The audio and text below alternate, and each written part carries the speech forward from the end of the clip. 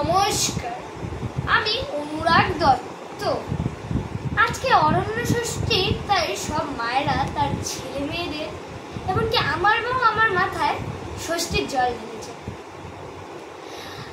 আমার থেকে ছোট বয়সী যারা, তাদেরকে আমি প্রীতি ও শুভেচ্ছা জানাচ্ছি, এবং যারা আমার থেকে বড় তাদেরকে আমি প্রণাম জানাচ্ছি। ছোট বলে কেউ কিন্তু আমাকে অবহেলা করবে না, এই বলেই গল্পটা শুরু করছি। গল্পটার নাম সব জানতাম। এটা পাগলা দাশু গল্প। শুরু করছি। পাগলা দাশু এবং তার সহপাঠীরা সবাই দুলিরামকে সব জানতা বলে ডাকত।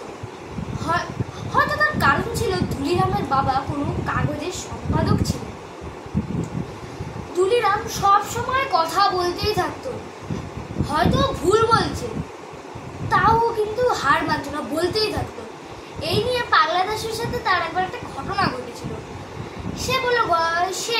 পাগলা দাশু একবার তার শিক্ষককে বলছিল, শিক্ষক, আজ পৃথিবীর সবচেয়ে বড় জলপ্রপাত কোনটা?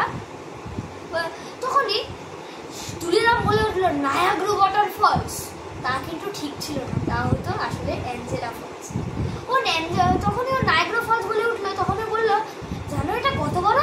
স্যার, এটা আসলে 5610 মাইল উঁচু এবং 509 মিটার চওড়া এটা।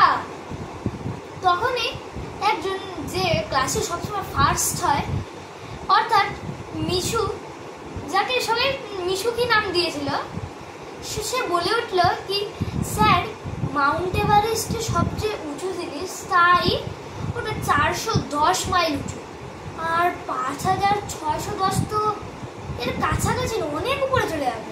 তখনই হঠাৎ করে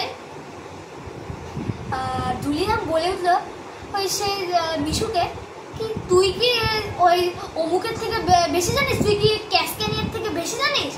এই বলে মিশুকে ও চুপ করিয়ে দিল। শিক্ষককে কিছু না বলে ভাবলেন কি এই ছেলের দুলিরাম তো বেশিরভাগ কথাই জানে, তার মানে ঠিকই বলছে বলে কিছু বললেন না। কিন্তু পাগলা দাশুর তার প্রিয় বন্ধু মিশুর ওপর খুব দুঃখ হলো, তাই পাগলা দাশু তার উপর একটি ফন্দি পাঠাল। সে তার কাকা, মানে লোহারপুরের কাকা রামলাল বাবুকে ডেকে বললেন, রামলাল কাকা, আমাদের ঘরে না একজন ছাত্র আছে, তার নাম দুলিরাম। ও খুব সব জানতাম। তো রামলাল বাবুও কিন্তু খুব ছিলেন দুষ্টু। তিনি বড় হয়েছিলেন, কিন্তু তার হৃদয় এখনো ছোটদের মতোই খিলখিল করত। তখনই ঠিক আছে, দেখ, আমি তাকে এখনই দেখাচ্ছি মজা। তিনি ছিলেন লোহারপুরের মস্ত বড় জমিদার। তখন দুলিরামও তার কথা জানে না। তখন পাগলা দাশু বলে এমন কিছু না জানার ভান করে পরের দিন স্কুলে এসে বলল, এই তোরা জানিস কি রামলাল বাবুকে? আমি তো জানি না রামলাল বাবুকে রে, আমি সব জায়গায় শুনেছি খবরটা। তখনই দিল্লাম বলে, ছি ছি ছি ছি, তুই রামলাল বাবুকে চিনিস না? ওই মনে হয় লোহারপুরের একটা জমিদার না, ওই যে বেশ মোটা খাটো, বেশ গোফ আছে। তখনই পাশের মিশু বললেন, আমার তো মনে হয় আমি চিনি, কিন্তু ও এরকম তো দেখতে না। তখনই শিক্ষক যাচ্ছেন, তখন মিশুকে ধমক দিয়ে বললেন, মিশু, দুলিরাম একদম ঠিক বলছে, তুমি কেন ওর সাথে এরকম বলছো? না জানে এরকম বলবে না। মিশু কাঁদতে কাঁদতে চলে গেল। দুলিরাম কিন্তু খুব খুশি হয়েছিল। একদিন কি হলো, দুলিরাম তো চিনতো না কে এই রামলাল বাবু। একদিন তার সাথে রামলাল বাবুর সচক্ষে সাক্ষাৎ হয় তার বাড়িতে। তখন তার দুলিরামের বাবা, দুলিরাম যখন স্কুল থেকে এসে বললেন, বলো তো দুলিরাম, এটা কে? দুলিরাম, এটা তো চিনি না, কে? এটা কে গো? বললাম। তারপরে যে বলছিল সেই লোকটি কিছু না বলে তার কাছে গিয়ে বলল, এই ছেলে, আমাকে চিনতে পারলে না? আমি সেই লোহারপুরের মস্ত বড় জমিদার। ও রামলাল বাবু, আপনি তাহলে রামলাল বাবু?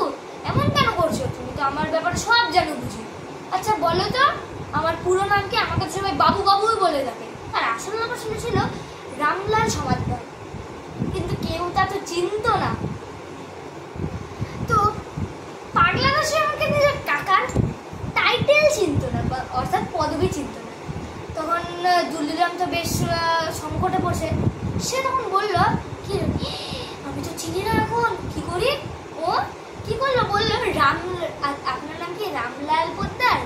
বললো তো আমার নাম তো পোদ্দার, আমার পদবি পোদ্দার না, কিন্তু তোমার পোদ্দারই মারা আমি বের করতেছি এখন। তখন যে কি মার খেলো দুলিরাম। পরের দিন বললো, কি মা, আমি তো যে সেই রামলাল বাবুর সাথে দেখা হয়েছিল, খুব ভালো মানুষ ছিল। সে কিছু বললো না, কিন্তু আমরা বুঝেছিলাম কি মা এ তো খুব মার খেয়েছে বুঝি। তখন পরের দিন কিন্তু ঠিক হয়নি, তাই বলে ও কিন্তু সেই পরের দিন একটা ছড়া বলল। ও বললো কি এটা ক্যাসকেনিয়ার লেখা ছড়া, কিন্তু ওটা তো আসলে রবীন্দ্রনাথ ঠাকুরের একটা ছোট্ট কবিতা ছিল। এখন যদি বলি তাহলে কি হবে? সেটি ছিল আমাদের ছোট নদী চলে আঁকে বাঁকে, বৈশাখ মাসে তার হাটে জল থাকে। ও ভাবলো কি এটা, ও তখন ও সবাইকে বোঝানোর জন্য এটা এটা না, এটা রবীন্দ্রনাথ ঠাকুর লেখেনি, তো এটা তো ক্যাসকেনিয়া লিখেছিল ফ্রান্সে।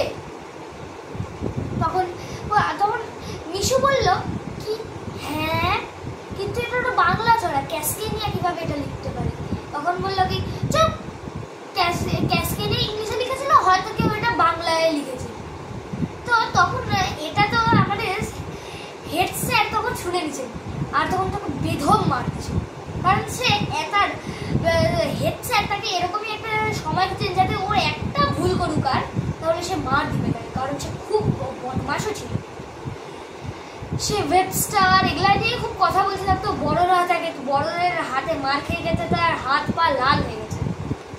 একদিন তার মনে হয় ঘড়ি চুরি হয়ে গেছে, তাই নিয়ে সে বলে পুলিশ ডাকো, পুলিশ ডাকো। একদিন তারপরে ঘড়িটা দেখে কি ও মা তো ব্যাগেই ছিল। তারপরে থেকে ও ভাবে কি না গো, আর তো আমার বলার ইচ্ছা করেই না। ও তারপরে ধীরে ধীরে যত বড় হতে থাকলো তত কম কথা বলতো।